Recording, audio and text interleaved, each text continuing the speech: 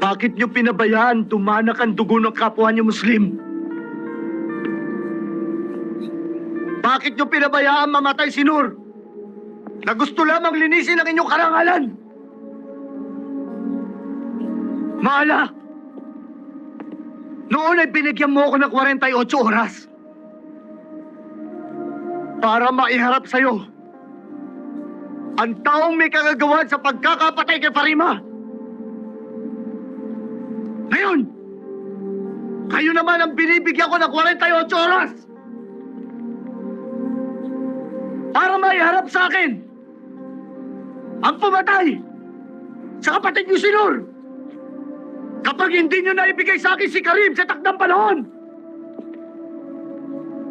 ang batas ng kagubatan ng Mindanao na dinala niyo rito sa Maynila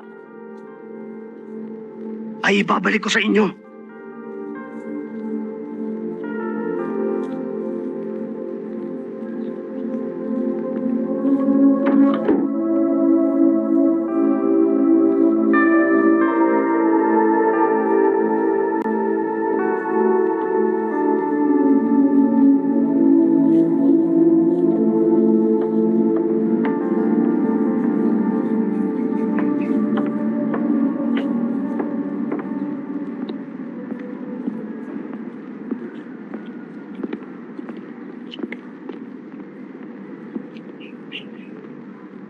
Hindi namin matagpuan si Karim.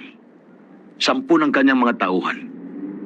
Itong kanyang kapatid na si Hasim, na dati niyang tauhan sa kanyang pangkat, ay nagbalik loob sa amin at tumulong sa aming paghanap kay Karim. Ngunit hanggang sa mga oras na ito, ay wala pa ring linaw. Alam kong nalalapit na ang taning na oras. Kaya kami pumarito upang tubusin ang kasalanan ng isang kadugo. Maala, alam ko kung gaano kahalaga sa inyo ang isang salita, ang isang pangako. At doon ko kayo hinahangaan. Kayo na rin po sana ang bahala magpasensya kung may nabitiwan po akong hindi magagandang salita noon. Yun po ay dahil sa tindi ng galit ko sa ginawa ni Karim sa inyong kadugong si Nur, sa kanyang anak at asawa. Huwag kang mag-alala, Tiniente.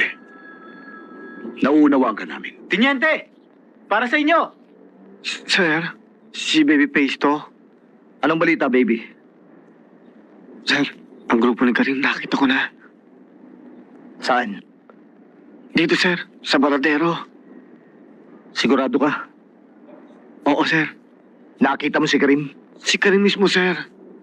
Nakita ko, sir. Sir, talian niyo lang ho. Baka makaalis sila eh. Darating na kami dyan.